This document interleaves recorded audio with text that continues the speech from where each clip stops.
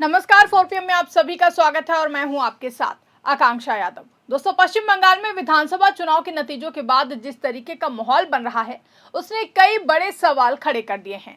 चुनाव के दौरान बीजेपी नेता दिलीप घोष समेत बीजेपी के कई बड़े नेताओं ने खुलकर कहा था कि अगर उनकी सरकार बनती है तो सबका हिसाब होगा। यहां तक कि कुछ नेताओं ने यह भी कहा था कि पश्चिम बंगाल पुलिस को उत्तर प्रदेश पुलिस की तरह काम करना होगा और इनकाउंटर जैसे कदम भी उठाए जाएंगे। उस वक्त इन बयानों को चुनावी बयानबाजी माना गया, लेकिन अब जो हालात बन रहे हैं उन्हें देखकर वही बातें फिर से चर्चाओं में सामने आ रही हैं। दरअसल चुनाव तो खत्म हो चुके हैं, लेकिन राज्य में राजनीतिक तनाव खत्म नहीं हुआ है। सबसे बड़ी बात यह है कि अभी तक नई सरकार का गठन नहीं हुआ है और ममता बनर्जी अभी भी मुख्यमंत्री के पद पर हैं। इसके बावजूद राज्य में जो घटनाएं सामने आ रही हैं वो हैरान करने वाली हैं। आरोप लग रहे हैं कि राज्य पुलिस ने मुख्यमंत्री को अतिरिक्त सुरक्षा देने से इनकार कर दिया है। ये दावा अगर सही है तो फिर ये भारतीय राजनीति में बहुत ही अनकॉमन बात होगी। इसी बीच बुलडोजर एक्शन की भी चर्चा तेज हो गई है। कहा जा रहा है कि चुनाव परिणाम आने के तुरंत बाद कुछ जगहों पर बिना किसी नोटिस और बिना कानूनी प्रक्रिया के बुलडोजर चलाए गए हैं। खास बात यह है कि इन कार्रवाइयों में प्रशासन की भूमिका को लेकर भी सवाल उठ रहे हैं। आरोप है कि कुछ जगहों पर पुलिस मूक दर्शक बनी रही और कार्रवाई करने वाले लोग राजनीतिक दलों से जुड़े हुए थे। वहीं राजनीतिक माहौल को और भी ज्यादा गर्म करने वाली घटनाएं कोलकाता से सामने आई हैं, जहां खासकर न्यू मार्केट और हॉग मार्केट इलाके में हुई घटनाओं ने सभी का ध्यान खींचा है। जहां से एक वीडियो वायरल हुआ जिसमें देखा गया कि कुछ लोग बुलडोजर लेकर के आधी रात में पहुंच जाते हैं और कथित तौर पर टीएमसी के एक दफ्तर को गिरा दिया जाता है। इस घटना के बाद इलाके में दहशत का माहौल बन गया। कई दुकानदारों ने अपनी दुकानें बंद कर दी, लेकिन किसी ने खुलकर कुछ कहने की हिम्मत तक नहीं दिखाई। इन घटनाओं को लेकर महुआ मोइत्रा ने बीजेपी पर गंभीर आरोप लगाए। महुआ मोइत्रा ने सोशल मीडिया प्लेटफॉर्म पर एक वीडियो शेयर किया एक्स पर और लिखा कि अच्छे दिन आ गए हैं, सभी बंगाली टीएमसी की गुंडागर्दी से मुक्त हैं, सभी महिलाएं अब सुरक्षित हैं, सनातनी संस्कृति कायम है, हम इस जनादेश का सम्मान करते हैं। इसके साथ ही एक अन्य पोस्ट में महुआ मोइत्रा ने लिखा कि आज बंगाल के हर कोने में हो रही उग्र हिंसा और गुंडागर्दी, सांप्रदायिक नारे, शपथ ग्रहण से पहले ही नफरत भरे भाषण से बंगालियों को आगे के परिवर्तन के लिए तैयार होना चाहिए।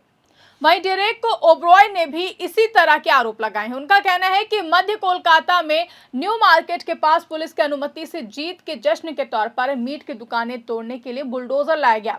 चारों तरफ सीएपीएफ खड़ी है, भाजपा आपके लिए, दुनिया को ये तस्वीरें देखने दीजिए। साथ ही टीएमसी ने अपने आधिकारिक बयान में भी बीजेपी पर निशाना साधा है। पार्टी ने लिखा कि बीजेपी का परिवर्तन आ गया है और ये बुलडोजर लेकर आया है। बेशर्म गुंडागर्दी और गुंडागर्दी की कार्रवाई में भाजपा समर्थकों की भीड़ ने न्यू मार्केट इलाके के पास हिंसा की, दुकानों को नष्ट कर दिया और तृणमूल कांग्रेस पार्टी कार्यालय में तोड़फोड़ की गई है। ये उस पार्टी का जश्न है जो विश्वास की बात करती थी और आतंक फैलाती थी। नरेंद्र मोदी और अमित शाह ने अपने कार्यकर्ताओं को सड़कों पर घूमने और उनके रास्ते में जो भी खड़ा हो उसे कुचलने, हमला करने, क्रूरता करने और जिसे चाहे मार डालने का लाइसेंस दे दिया है। वहीं केंद्रीय बलों को एक निर्देश दिया गया है, खड़े हो जाओ और ऐसा होने दो। आज ये दुकानें हैं, कल ये राजनीतिक विरोधी होंगे, फिर ये बंगाल के प्रतीकों की मूर्तियां होंगी और अंततः ये गरीबों और कमजोर लोगों के घर होंगे। लेकिन बंगाल में जहां भी बीजेपी का बुलडोजर चलेगा उसे दीवार मिल जाएगी, प्रतिरोध की, अवज्ञा की दीवार। हम राज्य प्रायोजित आतंक की इस नीति से लड़ेंगे। तो जैसा कि आपने देखा कि कैसे टीएमसी इस सभी मामले को लेकर के बीजेपी पर हमलावर है, तो वहीं दूसरी तरफ बीजेपी की ओर से इन आरोपों पर अभी तक कोई भी स्पष्ट प्रतिक्रिया सामने नहीं आई है। यही वजह है कि सवाल और भी ज्यादा बढ़ गए हैं और अगर ये घटनाएं खुद हो रही हैं तो फिर प्रशासन उन्हें रोक क्यों नहीं पा रहा है, और अगर ये संगठित है तो फिर इसके पीछे कौन है, एक बड़ा सवाल है। इन सबके बीच सबसे चिंता की बात यह है कि आम लोगों में डर का माहौल बनता जा रहा है। जिन इलाकों में बुलडोजर कार्रवाई की खबरें आई हैं वहां के दुकानदार और स्थानीय लोग खुलकर कुछ बोलने से बच रहे हैं।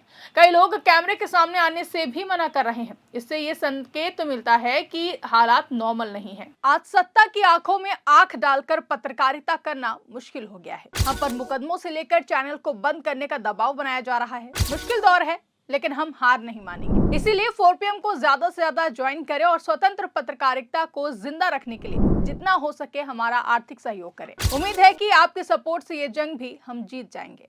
वहीं चुनाव आयोग भी इस मामले को लेकर के काफी ज्यादा सक्रिय होता हुआ दिखाई दे रहा है। मुख्य चुनाव आयुक्त ज्ञानेश कुमार ने राज्य के अधिकारियों को सख्त निर्देश दिए हैं। उन्होंने मुख्य सचिव, डीजीपी, कोलकाता पुलिस और कमिश्नर और केंद्रीय बलों के अधिकारियों को अलर्ट रहने को कहा है और साथ ही ये भी साफ कर दिया है कि चुनाव के बाद किसी भी तरह की हिंसा बर्दाश्त नहीं की जाएगी।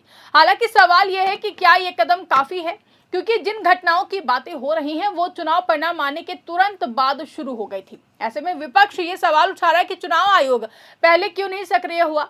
अगर समय रहते कार्रवाई होती तो शायद हालात इतने ज्यादा खराब नहीं होते, क्योंकि राज्य में हिंसा की खबरें लगातार सामने आ रही हैं। कई जगहों पर बीजेपी और टीएमसी कार्यकर्ताओं के बीच झड़प हुई है, कुछ मामलों में जान भी गई है। ये स्थिति लोकतंत्र के लिए चिंता का विषय है। चुनाव खत्म होने के बाद भी अगर हिंसा जारी रहती तो फिर यहाँ पर कई बड़े सवाल खड़े हो जाते हैं। इसके साथ ही एक और बड़ा मुद्दा सुरक्षा का है। खबरें हैं कि अभिषेक बनर्जी और ममता बनर्जी को दी गई अतिरिक्त सुरक्षा वापस ले ली गई है। हालांकि उनकी Z+ सुरक्षा बनी हुई है, लेकिन राज्य पुलिस की तरफ से दी गई अतिरिक्त सुरक्षा हटाने के फैसले ने नई बहस छेड़ दी है, खासकर तब जब राज्य में पहले से ही तनाव का माहौल है। इन घटनाओं के बाद विपक्ष खुलकर कह रहा है कि यह सब बदले की राजनीति का हिस्सा है। उनका आरोप है कि चुनाव जीतने के बाद बीजेपी अपने विरोधियों को निशाना बना रही है। वहीं बीजेपी समर्थक इन आरोपों को खारिज करते हैं और कहते हैं कि ये सब राजनीतिक प्रचार है।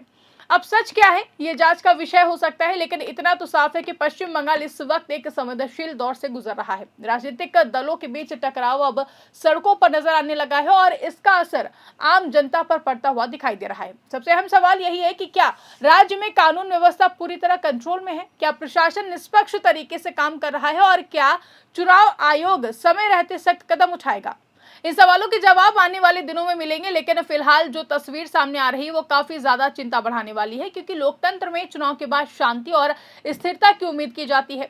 लेकिन अगर चुनाव के बाद ही हिंसा बढ़ने लगे तो ये देश के लिए खतरे की घंटी है। और जैसा कि हम सभी जानते हैं कि पश्चिम बंगाल की राजनीति हमेशा से ही तेज और संघर्षपूर्ण रही है, लेकिन जब जरूरत है कि सभी पक्ष संयम बरतें और हालात को बिगड़ने से रोके, तब सभी को एक साथ खड़ा होने की बहुत ही ज्यादा जरूरत है, क्योंकि आखिरकार इसका असर जनता पर ही पड़ता है, उन लोगों पर जो सिर्फ शांति और सुरक्षा चाहते हैं।